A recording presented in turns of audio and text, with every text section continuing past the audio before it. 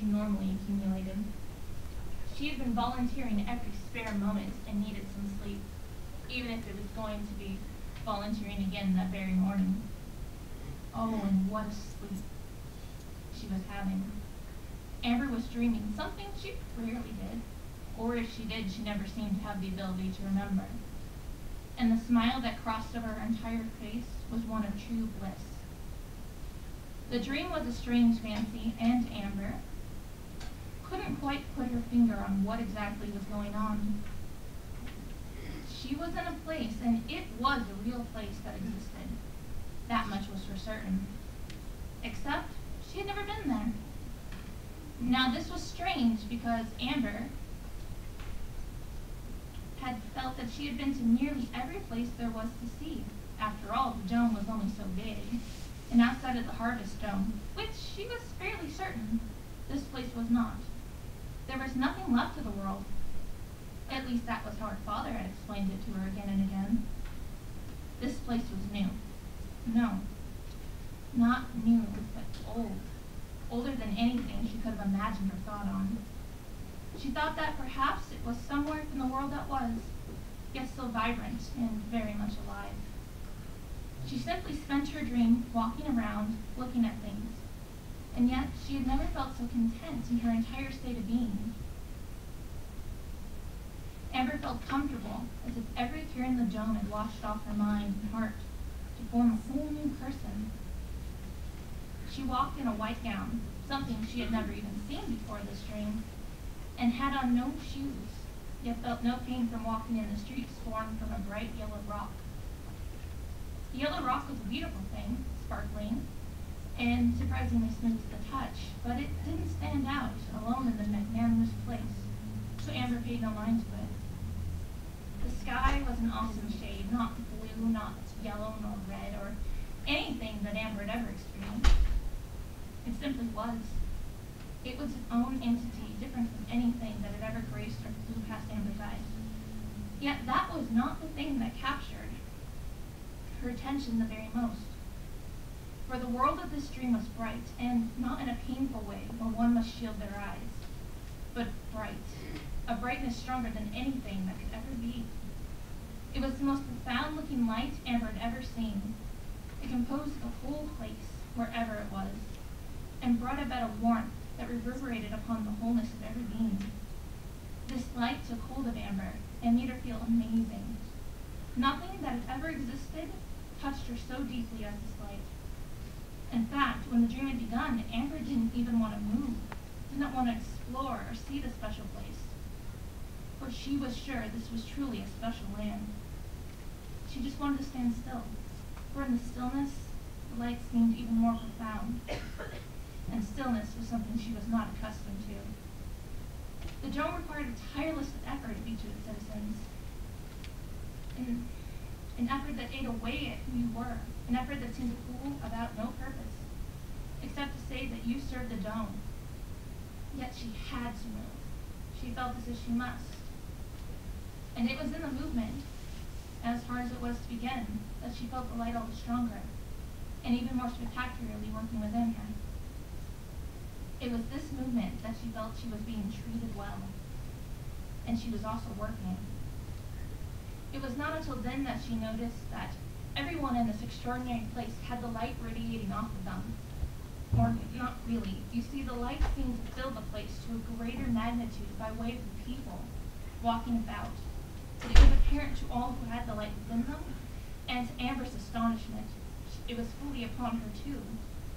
And it really wasn't coming from themselves, but they were being a reflection of someone who held an even greater light, someone who was that light.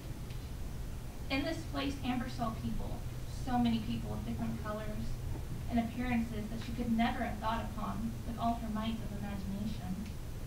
The collection of people seemed to stretch to an inch far beyond anyone's comprehension, and all of them walked about, yet not a sole person in the collection seemed to overpopulate the place. This special world went on for what seemed like trillions of miles or more so. If Amber had been thinking about her life, she would have said that it could hold hundreds upon hundreds, maybe thousands upon thousands of domes. But Amber was not thinking about the dome. The first time in her entire life, something seemed known. Something was, without a shadow of a doubt, better and more important than the dome, her father, or the council. This light was the all-encompassing glory that made the world run. There was no pain, nor sorrow or tears. This place was perfect. Perfect. It was the first word that Amber had uttered in her dream. It wasn't as if she was being forced to be silent, even though it seemed as if the light was the only force in all history that had the power to make a girl 16 years of age stop talking. It was her choice. Amber wanted to be quiet, wanted to be reverent even without thinking about it. Her reverence felt like a deep down will that she'd always wished could come out, but never had the chance to express itself. Amber desired to be all she could be for the light, and knew she must be so. She knew it in a way that the waking Amber wished she could know about the dome, her father, and the council. She felt as if she should know the light more intimately, as if it wanted her to do so all her life, even before coming to this place. The light itself seemed to be more intimate with her than any friend or companion had ever been, especially more so than her father. The light was coming out of her. The light, as a massive, powerful thing, allowed Amber to have the honor of being used by it. And because of it, she herself was humbled down to a fault. Yet she wanted to know the light deeper, and that became what her random walkings would do. The light seemed to be around, and in all things, and yet she knew there was a place it was leading her to see. As if there was another part of the light it wanted her to connect to. Not to say that the light was incomplete, for the dreaming Amber knew it must be, for there was nothing so complete she had ever known. But that there was another part, perhaps even two more parts of the light that she could experience. And she had to know them too. The yellow road began to turn to a narrow path, and it seemed as if, although it was not so, that there were less people around. As she moved to the wheel of the light, she could feel a tugging and a presence upon her, and she knew that the place where the light was leading her was near. Amber's steps became slower and more contemplative. She looked down at her feet in the road, as if to make sure she was still moving. Every sense grew stronger and more important. She felt as if there was a point and a purpose to all that she did, not just then, or only within the dreamscape, but in all that had been in her 16 years of waking life. Amber moved her face up, and all the other people in the lovely white gowns which matched her own were completely gone from her awareness. All that she could see was a stone building. It seemed as if long ago she would not have been allowed within the walls of such a place, that it would have seemed wrong because of her parentage, or what she had touched. But Amber knew that it was what the light desired, so she moved on. The young youth walked up the steps and found herself in a great outdoor area, which seemed to smell of fire, but sweetly so.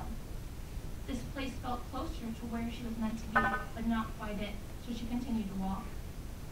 Through one chamber and another, she passed places that seemed to be of great ceremonial value in the past, but now held little purpose. Finally, she found herself in a room that had made her have the feeling of calm, which had existed during the dream, grow over her even more fully, something she certainly did not feel was even possible. Her steps grew even more pensive, and there lay in front of her a grand curtain-like thing. She couldn't describe quite what it was, but she knew it was important. Amber put her hand to it and felt the thickness and significance. Within that instant, she knew that beyond it was the home of the other part of the light, and she also knew she was not allowed to pass it, as if it were one of the worst things a person could do in this very special place or anywhere else. Amber dropped her head, and the only sadness the dream had opened to her. She had gotten so close to knowing the light, but couldn't go farther. Yet just then, she felt the strength and gentility of a man's caring hand touch her shoulder. It was as if the man had been with her the whole while, but she simply had not opened her eyes to see him. "I can't," she said to the man without looking to him. "Yes, you can," the man said lovingly. His voice soothed Amber, and although she could not allow herself to look in his face, she grew more comforted by him.